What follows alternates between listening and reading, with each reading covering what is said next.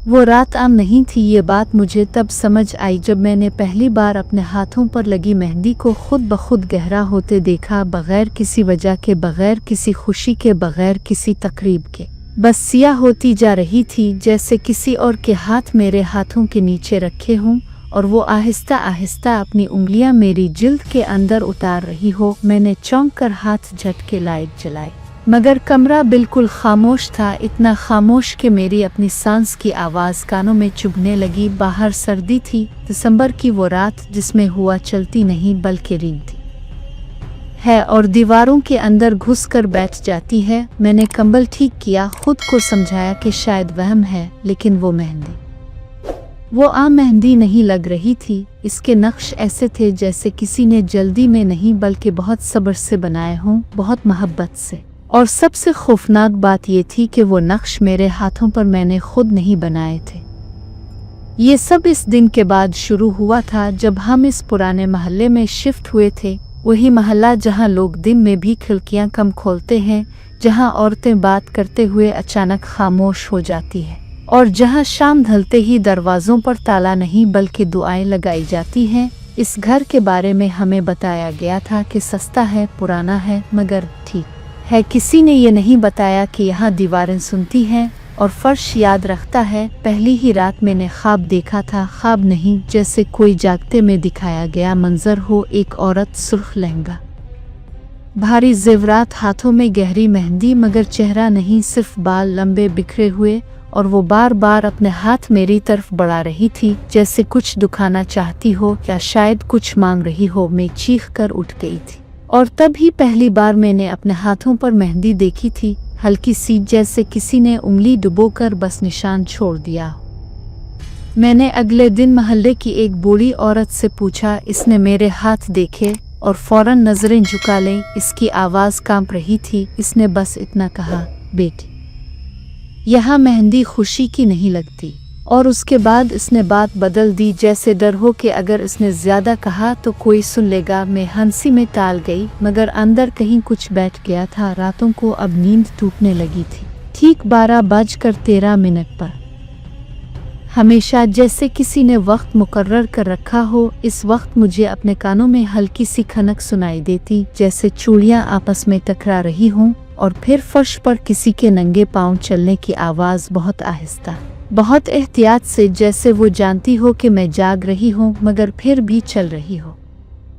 एक रात मैंने हिम्मत की दरवाज़ा खोला। हाल अंधेरे में डूबा हुआ था, मगर वहाँ मेहंदी की खुशबू थी, ताज़ा मेहंदी की, वही खुशबू जो शादियों में होती है, मगर इसमें नमी और मिट्टी की मिलावट थी, जैसे कब्र की मिट्टी में गूंथी गई हो। मेरे कदम वहीं जिम गए और तब मैंने देखा फर्श पर हाथों के निशान, मेहंदी के साफ गहरे, एक के बाद एक, जैसे कोई घिसक नहीं रहा बल्कि बैठ बैठ कर चल रहा हो। मैंने पीछे हटना चाहा, मगर जिस्म मेरा नहीं रहा था।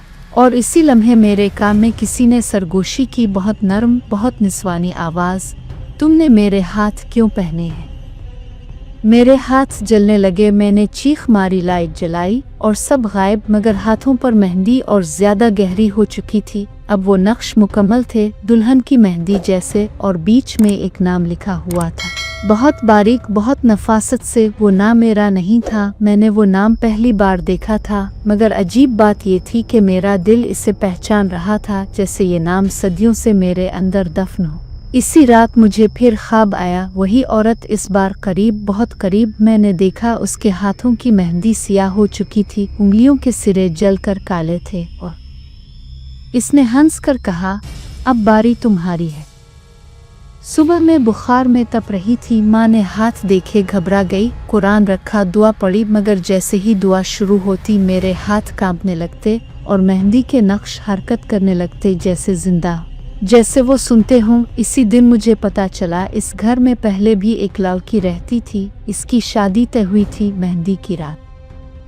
वो मर गई थी, कहते हैं खुदकुशी, मगर लाश के हाथों पर मेहंदी नहीं थी, जबकि सब ने अपनी आंखों से देखा था कि इस रात उसके हाथों पर सबसे गहरी मेहंदी लगी थी। वो मेहंदी कभी नहीं मिली। अब हर रात वो आती थी, कभी ख्वाब में, कभी जागते में, कभी आईने में, कभी मेरे हाथों में। वो मेहंदी वाली आत्मा जो अधूरी रह गई थी, जिसके हाथ खाली थे और अब वो मेरे हाथों में अपनी कहानी मुकम्मल कर रही थी और मैं जान गई थी ये सिर्फ शुरुआत है। वो मुझे तैयार कर रही है किसी आखिरी रात के लिए, किसी ऐसी रस्म के लिए जिसका अंजाम मैं अभी नहीं जानती थी मगर महसूस कर सकती थी बहुत करीब है।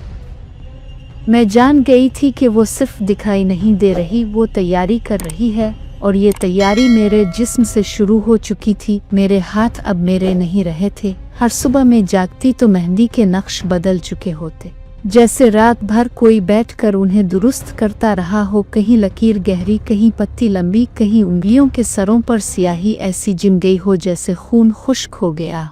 और सबसे खौफनाक बात ये थी कि अब वो मेहंदी सिर्फ हाथों तक महदूद नहीं रही थी, कलाइयों से ऊपर कोहनी की तरफ बढ़ रही थी, जैसे कोई आहिस्ता आहिस्ता मुझे ढांप रहा हो, अपना लिबास पहना रहा हो। मैंने एक दिन आईने में गौर से देखा तो मुझे लगा जैसे मेहंदी के बीच बीच में छोटी छोटी दरारें हैं और उन दरारों के अंदर जल्द नहीं अंधेरा है। रातें अब एक जैसी नहीं रहे, वो सिर्फ आती नहीं थी, वो रहने लगी थी। कभी किचन में बर्तनों के हिलने की आवाज़, कभी गुस्ल खाने में पानी टपकने की वो ताल जो किसी सांस के साथ मिल जाती, और कभी हाल में रखी कुर्सी, वही कुर्सी जिस पर कोई नहीं बैठता था, खुद ब खुद हिलने लगती, बहुत आहिस्ता, जैसे कोई बहुत तहजीब से आकर बैठा हो।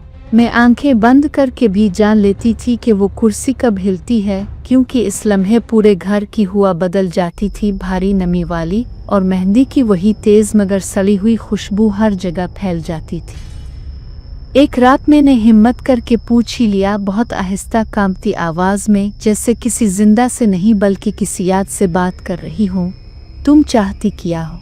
जवाब फौरन नहीं आया। पहले कुर्सी रुकी, फिर एक लम्हे का सन्नाटा, ऐसा सन्नाटा जो कानों में सीटी बनकर बजने लगे, और फिर वो आवाज़ बिल्कुल मेरे पीछे, इतनी करीब कि सांस की गर्मी गर्दन पर महसूस हुई, जो तुम्हारे हाथों पर है वो मेरा था। मैं मुड़ना चाहती थी मगर गर्दन जैसे किसी ने पकड़ रखी हो, और इसी लम्हे मेरे हाथ खुद ब खुद उठे, हथेलियां मेरी तरफ, और मैंने पहली बार साफ देखा मेहंदी के बीच बीच तस्वीरें बन चुकी थीं। एक दूल्हा, एक जलता हुआ चिराग, एक बंद दरवाज़ा, और एक औरत जो सर झुकाए बैठी थी, जैसे इंतज़ार में। अब ख्वाब बदल गए थे, वो ख्वाब नहीं रहे थे, वो यादें लगने लगे। इसकी यादें, मैंने देखा वो लड़की कौन थी, इसकी शादी किससे तय हुई थी, इस रात क्या हुआ था। मैंने देखा वो मेहंदी की रात थी, सब हंस रहे थे, गीत बज रहे थे, और फिर अचानक बिजली चली गई थी, अंधेरा, चीख, और एक कमरा बंद। अंदर से वो दरवाज़ा जिस पर सब दस्तक देते रहे मगर उसने नहीं खोला, क्योंकि इस वक्त उसके सामने कोई और खड़ा था, वही जो अब मेरे घर में था, वही साया, वही मौजूदगी, वही खामोश तमाशाई जिसने इसकी खुशी को अपनी प्यास बना लिया था। और जब सुबह दरवाज़ा तोड़ा गया तो वो जिंदा नहीं थी, मगर उसके हाथों पर मेहंदी नहीं थी, क्योंकि वो मेहंदी इसने अपने साथ नहीं ले जाने दी थी, वो अधूरी रह गई थी। मैं अब समझ गई थी, वो मुझसे जिंदगी नहीं मांग रही, वो रस्म मांग रही थी, अधूरी रस्म, और इस रस्म के लिए इसे जिस्म चाहिए था, जिंदा जिस्म, जो सांस लेता हो, जो डरता हो, जो दर्द महसूस करता हो। और मैं इसके लिए बेहतरीन थी, क्योंकि मैंने इस घर में कदम रखा था, और जो इस घर में आता है वो खुद नहीं आता, इसे बुलाया जाता है। एक रात जब घड़ी ने 12:13 दिखाए, पूरा घर जैसे रुक गया, पंखा बंद, घड़ी खामोश, मोबाइल मुर्दा, और तब उसने पहली बार खुद को मुकम्मल दिखाया। वो सामने खड़ी थी, बाल बिखरे नहीं थे, सलीके से गुंदे हुए, सुर्ख जोड़ा मगर इस पर मिट्टी के निशान, जेवरात मगर टूटे हुए, और हाथ, वो हाथ जिनकी मेहंदी जलकर सियाह हो चुकी थी, उंगलियों के सिरे ऐसे जैसे कोयला। इसने आहिस्ता आहिस्ता अपने हाथ मेरे हाथों पर रखे, और मैंने महसूस किया वो ठंडी नहीं थी, वो जल रही थी, जैसे आग को सालों से कैद रखा गया हो। और उसने कहा, अब वक्त हो गया है।